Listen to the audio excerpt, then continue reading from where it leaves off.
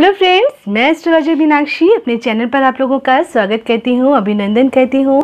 I hope आप लोग स्वस्थ होंगे, व्यस्त होंगे, मस्त होंगे। और मेरे इस यूट्यूब चैनल पर मेरे जितने भी मेरे साथ जुड़े हुए हैं उन सबको मेरी विशेज़ हैं, उन सबकी सब इच्छाएँ पूरी हों, मैं बस यही चाहती हूँ। और जो भी मेरे इस चैनल को आज पहली बार देख रहे हैं वो प्लीज़ मेरे इस चैनल को लाइक, शेयर और सब्सक्राइब कर दीजिए ताकि आपको मेरे नोटिफिकेशंस मिलते रहें और आप मेरे इस चैनल को देखते रहें। अगर आपको पसंद आ रहा है तो प्लीज़ इसको सब्सक्राइब करिए और लाइक करिए, और हो सके तो प्लीज़ इसको शेयर ज़रूर करिए। आज हम कुछ नया तो बहुत कुछ आता ही रहता है। आज हम पितृदोष के बारे में बात करने वाले हैं।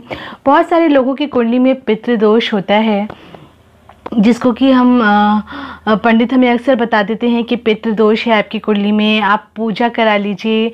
हम हज़ारों की पूजा कराते हैं और उसके बाद भी हमें बेनिफिट होता है, नहीं होता है, या कई बार तो बहुत सारे लोगों के पास इतने पैसे भी नहीं होते हैं कि वो इतनी पूजा करवा सकें, इतने रुपए किसी को दे सकें कि वो इस पूजा को कर सकें।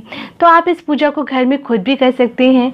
और पितृदोष में बहुत ही आराम से इसको पितृपक्ष जब आते हैं, जिसको कि हम शादी भी कहते हैं, श्राद्ध भी करते हैं लोग इसमें, तो आप अगर आपकी कुंडली में पितृदोष है तो भी आप इसको कर सकते हैं। ऐसा नहीं है कि सिर्फ जिनको श्राद्ध करना है वही करेंगे, सब लोग कुछ ना कुछ दान तो करते ही हैं। तो पितृपक्ष जब चल रहे होते हैं तो जिनकी कुंडली में पितृदोष है वो इसको ज़रूर करें, और बाकी लोग तो जो करते हैं वो करना ही है, जैसे उनके घर पर होता है, जिस तरह से होता है। जो भी आपके घर की प्रथाएं हैं सबके घर की अलग अलग होती हैं, कुछ चीज़ें अलग होती हैं, हर कास्ट में अलग होती हैं, तो वो वैसे ही आप करिए जैसे करते हैं। और बाकी कुछ चीज़ें ऐसी हैं जो आपको करनी चाहिए जिससे कि आपको बहुत सारे बेनिफिट्स मिलते हैं। क्योंकि ये जो दिन हैं, जो पितृपक्ष हैं, श्राद्ध पक्ष हैं, इन दिनों में कहते हैं कि पितृ धरती पर आते हैं। ये 16 दिन पितरों के ही होते हैं, और इन दिनों में अगर आप उनको खुश कर लेते हैं तो वो आपको सब कुछ देके जाते हैं। आपकी ज़िंदगी में जो भी प्रॉब्लम्स आ रही हैं वो सारी की सारी दूर हो जाती हैं। आपकी ज़िंदगी में किसी भी तरीके की कोई प्रॉब्लम है तो आपको ये ज़रूर करना चाहिए पितृपक्ष में। और अगर बाकी पितृपक्ष में आप नहीं कर पाए हैं तो आप ये वीडियो बाद में देख रहे हैं, या फिर आप कभी और आपको पता चला है कि आपको ऐसा कुछ करना चाहिए, तो फिर आप इसको कभी भी शुरू कर सकते हैं। सैटरडे को शुरू करिए, अमावस्या पे करिए, एकादशी पर करिए, पूर्णिमा पर करिए। पितृपक्ष में भी ये सेम डेज पर आपको करना है अगर आप 16 दिन नहीं कर सकते हैं तो। अदरवाइज़ बाकी दिन अगर आप पितृपक्ष में नहीं कर रहे हैं तो अमावस्या पर, शनिवार को, इन दिनों में आपको ये उपाय ज़रूर करने चाहिए। अब आप सोच रहे होंगे कि हमें कैसे पता चलेगा कि हमारी कुंडली में पितृदोष है। तो सबसे पहले आप अपनी कुंडली चेक करवाइए, आपको ज़रूर पता चल जाएगा। मैं खुद भी कुंडली देखती हूँ, अगर आप मुझसे चेक करवाना चाहते हैं तो मुझसे चेक करवाइए, नहीं तो जो भी आपके नज़दीकी हो, जिस पर आपको भरोसा हो, उससे चेक करवा सकते हैं। आप अपनी हॉरोस्कोप, वो आपको बता देंगे कि आपकी कुंडली में पितृदोष है या नहीं है। लेकिन और कुछ ऐसे नॉर्मल लक्षण होते हैं जिससे कि आपको पता चल जाता है कि आपकी कुंडली में पितृदोष है या आपकी कुंडली में पितृदोष नहीं है।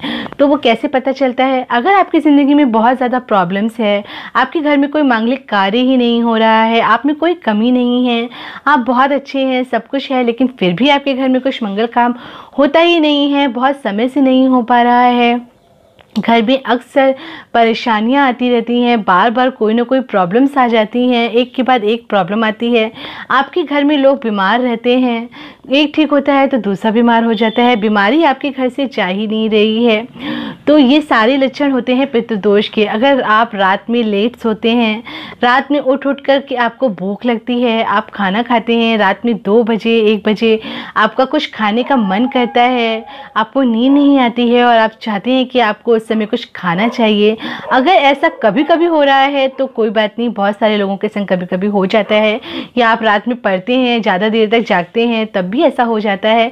लेकिन मोस्ट ऑफ द टाइम अगर आपके संग ऐसा हो रहा है, और बिना किसी रीज़न के हो रहा है। आप चाहते हैं कि आप सो जाएं लेकिन आप सो नहीं पा रहे हैं, आपको नींद नहीं आ रही है और आपको बार बार भूख लगती है रात में, या आप सो रहे होते हैं और अचानक से उठ के बैठ जाते हैं और बोलते हैं कि मुझे जो है भूख लगी है, कुछ खाना है।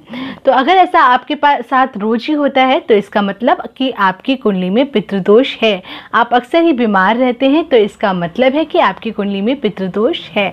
तो आपको पितृदोष का उपाय करना चाहिए। और अगर आपकी कुंडली में आपको नहीं पता है या नहीं है तो फिर भी ये जो पितृपक्ष है, श्राद्ध पक्ष है, इन दिनों में आपको अपने पितरों को खुश करने के लिए ये सब उपाय तो करने ही चाहिए। ये 16 दिन ही होते हैं, हम भगवान की आराधना करते हैं और उसमें संग में हम पितरों की भी आराधना करते हैं ताकि हमारे पितृ हमारी झोली भर के जाएं और जब हम खुश रहेंगे तो वो भी खुश रहेंगे, आपको आशीर्वाद देंगे।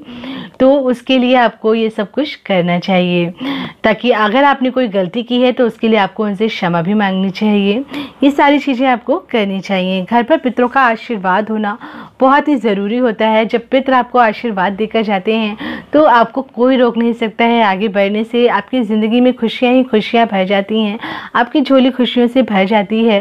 और अगर आप 16 दिन नहीं कर सकते हैं तो जैसा कि मैंने आपको बताया, आप शनिवार को करिए, एकादशी पर करिए, पूर्णमासी पे करिए जो कि निकल ही चुकी है, और आप इसको संध्या काल में करिए। कभी भी सुबह या दोपहर में मत करिए, जब भी करिए इन 16 दिनों में इसको संध्या काल में ही आपको करना है, शाम के समय ही करना है, क्योंकि शाम का समय ही बेस्ट होता है। आप नहा लीजिए सुबह मॉर्निंग में ही, जैसे आप नहाते हैं स्नान आदि करके, या शाम को अगर आप नहा सकते हैं, मौसम अगर गर्मी का ही होता है तो आप नहा लीजिए और उसके बाद स्नान करके फिर आप एक काला कपड़ा ले लीजिए और उस काले कपड़े को दक्षिण दिशा में, अपने घर की किसी भी दक्षिण दिशा में उस काले कपड़े को आप बिछा दीजिए। और अगर आपकी दक्षिण दिशा में स्टोर बना हुआ है तो फिर आपको ये काम वहाँ पर नहीं करना है। आपको अगर लग रहा है कि अगर दक्षिण दिशा खाली है, वहाँ पे सिंपल दीवार है, तो फिर आप ये कर सकते हैं, या फिर आप छत पे जाकर के वहाँ पे भी दीवार पे इसको कर सकते हैं। और अगर आप नीचे ही करना चाहते हैं तो आप दक्षिण पश्चिम की दिशा देख लीजिए, अगर आपके घर में है दक्षिण पश्चिम की दिशा तो वहाँ पर आप इस उपाय को कर सकते हैं। नहीं तो फिर आप अपनी रसोई में इस उपाय को कर सकते हैं, रसोई के दक्षिण कोने में इस उपाय को कर सकते हैं। नहीं तो फिर आप इसे अपने मंदिर में भी कर सकते हैं। और अगर दक्षिण की दीवार आपको मिल जाती है तो आप ऊपर चले जाइए घर की छत पर, छत अवेलेबल है अगर आपके घर पर, तो एक काला कपड़ा लीजिए, उस पर थोड़े से चावल और थोड़े से काले तिल रख लीजिए और साथ में एक सरसों के तेल का दिया जलाइए, मिट्टी का ले लीजिए। और अगर मिट्टी का आपके पास नहीं है तो फिर आप आटे का दिया ले लीजिए, आटे का एक दिया बना लीजिए और उसमें सरसों का तेल डालिए और एक जोत जला लीजिए। आपको बस इतना ही करना है। साथ में काले तिल जरूर रखने हैं, थोड़े से चावल जरूर रखने हैं, ये सारी चीज़ें आपको रखनी है। उसके बाद आपको गणेश जी का ध्यान करना है सबसे पहले, क्योंकि हर पूजा में प्रथम पूज्य गणपति जी महाराज का आवाहन जरूर किया जाता है। तो सबसे पहले आप गणेश जी को याद करिए, गणपति जी से प्रार्थना करिए कि जो भी पूजा पाठ आप कर रहे हैं उसमें आपको सफलता मिले, बिना किसी विघ्न बाधा के आपकी जो है पूजा है, जो इच्छा है वो पूरी हो जाए। तो गणपति जी की आराधना करिए और गणपति जी की आराधना के बाद ओम नमो भगवते वासुदेवाय नमः इस मंत्र का आप जाप करिए। इस मंत्र का 108 बार रुद्राक्ष की माला से जाप कर लीजिए आप। उसके बाद आपको साथ में ये जब दोनों चीज़ें हो जाएंगी तो आपको साथ में लक्ष्मी जी का भी जप करना है। लक्ष्मी जी का जो मंत्र है वो है ओम श्रीम नमः, ओम श्रीम नमः का जप करना है आपको। ये भी आप 108 बार कर लीजिए। और उसके बाद ओम पितृदेवाय नमः, ओम पितृदेवाय नमः, मैं फिर से आपको एक बार बता देती हूँ, ओम पितृदेवाय नमः इस मंत्र का आपको जाप करना है। ये सारे जाप आपको करने हैं। आपको अगर समझ में नहीं आया, क्योंकि मैं थोड़ा जल्दी बोल गई हूँ शायद, तो मैं आपको फिर से बता देती हूँ। सबसे पहले आपको गणपति जी के काला कपड़ा बिछाना है, थोड़े से काले तिल रखने हैं, थोड़े से चावल रखने हैं और उसके बाद आपको एक सरसों का दिया जलाना है वहीं पर। और फिर आपको गणेश जी का ध्यान करना है। गणपति जी के मंत्र का जाप कर सकते हैं तो वो भी कर लीजिए, और नहीं तो गणपति जी से प्रार्थना करिए। उसके बाद आप ओम नमो भगवते वासुदेवाय नमः, ओम नमो भगवते वासुदेवाय नमः इस मंत्र का जाप करिए। बहुत ही शांति से और धीरे धीरे करिए, बहुत जल्दी मत करिए, आराम से करिए, बिल्कुल ध्यान में जाकर करिए, अच्छे से करिए, आपको अच्छे रिजल्ट मिलेंगे इसके। और उसके बाद ओम श्रीम नमः, ओम श्रीम नमः, ये लक्ष्मी जी का मंत्र है। इस मंत्र का जाप कर लीजिए। जब ये दोनों मंत्र आप कंटिन्यू कर लेंगे, उसके बाद आपको कहना है ओम पितृदेवाय नमः, ओम पितृदेवाय नमः, ओम पितृदेवाय नमः। इस मंत्र का आप जाप करिए।